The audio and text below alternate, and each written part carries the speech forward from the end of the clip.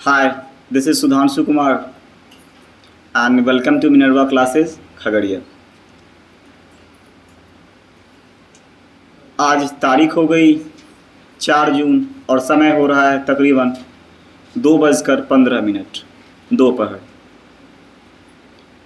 हम अपने नए क्लासरूम में शिफ्ट कर चुके हैं और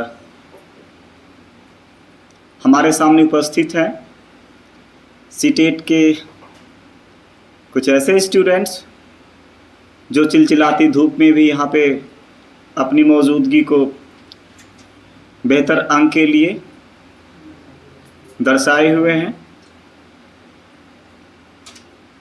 मना करने के बावजूद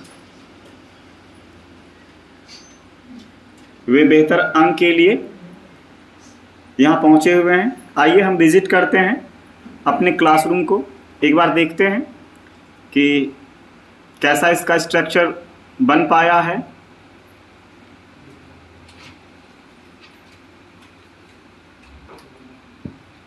कोशिश की गई है कि अत्याधुनिक तरीके से जितनी सुविधाएं दी जा सकती हैं उसे दी जा सके। धीरे धीरे जैसे हम अनुभव करेंगे और सुविधाओं को बहाल करने का, उसे भी यथाशीघ्र पूरा कर लिया जाएगा, क्योंकि बहुत जल्द हम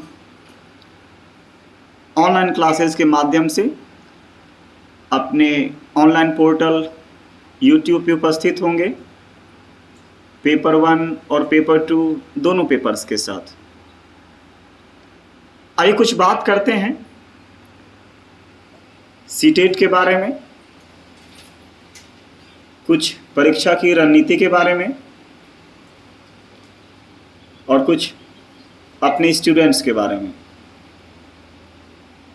सबसे पहले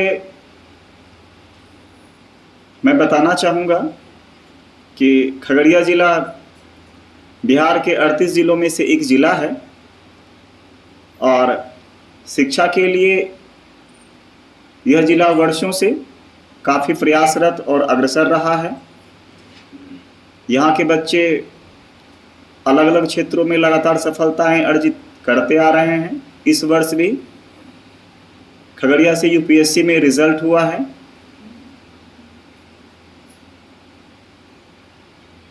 फिलहाल हम लोग सीटेट की बात करें। मिनर्वा क्लासेस विगत कुछ वर्षों से आपके बीच सीटेट की फैकल्टीज़ को लेकर के मौजूद रहा है। हमारा रिज़ल्ट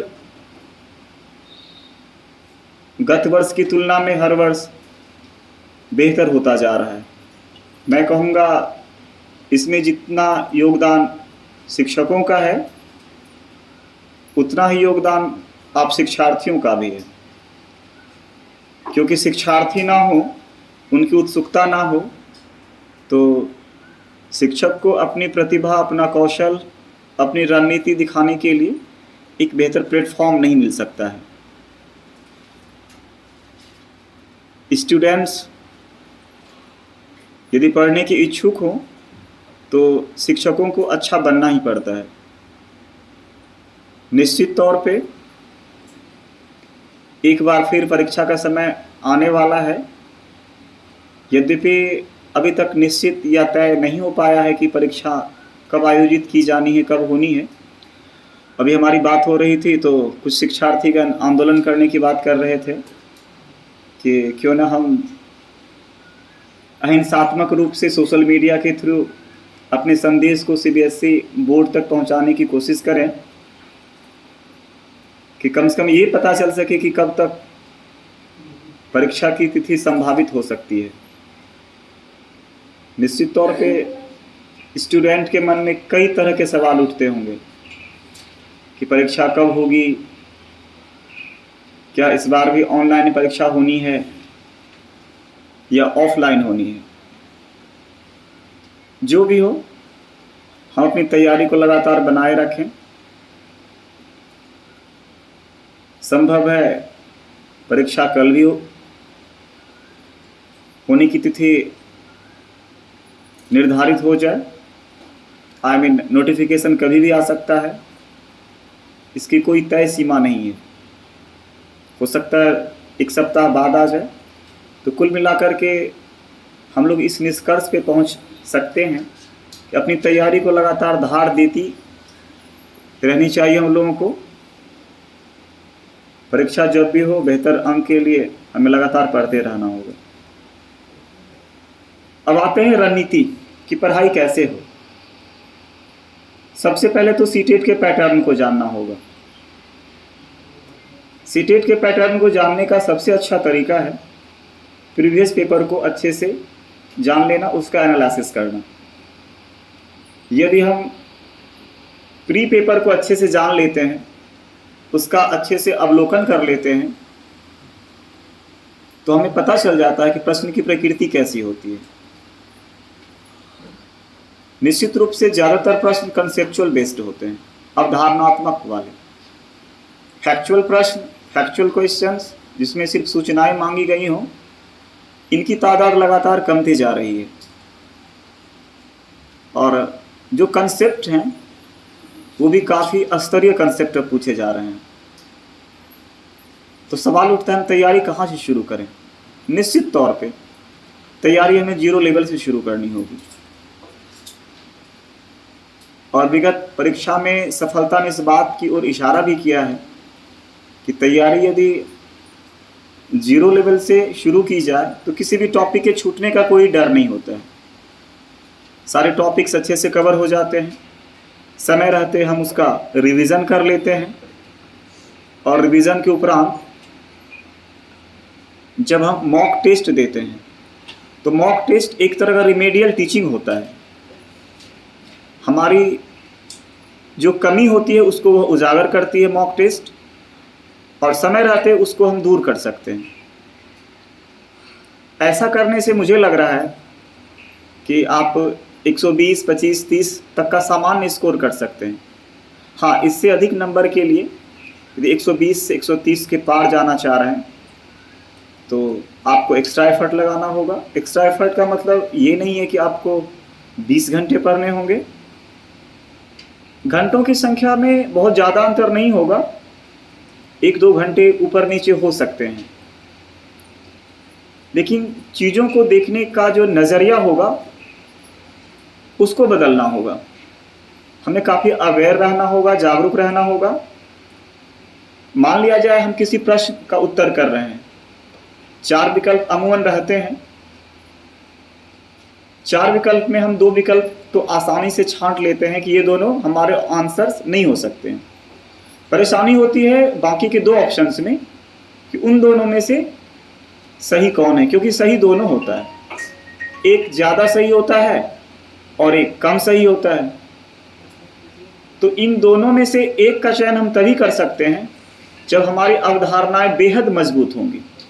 हमारी अवधारणाएं जब मजबूत होंगी, कंसेप्ट्स बहुत क्लियर होंगे, डाउट नहीं रहेंगे, तो ज़्यादा वक्त नहीं लगेगा, हम आसानी से अपने शुद्धतम उत्तर तक पहुंच सकते हैं।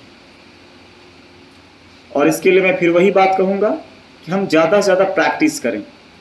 चीज़ों को रटने की कोशिश कभी ना करें।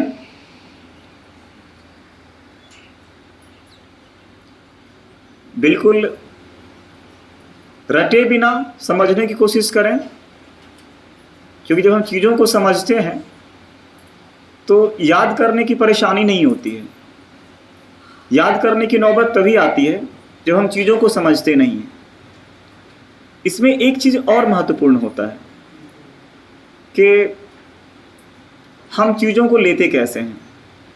यहाँ पर टीचर्स की भूमिका ज़्यादा महत्वपूर्ण हो जाती है कि मान लिया जाए हम किसी का थ्योरी पढ़ रहे हैं, वृद्धि और विकास को ही पढ़ रहे हैं, या पियाजे या कोहलबर्ग किसी के थ्योरी को पढ़ रहे हैं, तो उसमें जो उदाहरण दिए जाते हैं वो उदाहरण यदि हमारे वास्तविक जीवन से संबंधित हो, और सबसे महत्वपूर्ण बात आसपास के भौतिक वातावरण से जुड़ी हुई हो, तो चीज़ें बड़ी आसानी समझ में आ जाती हैं।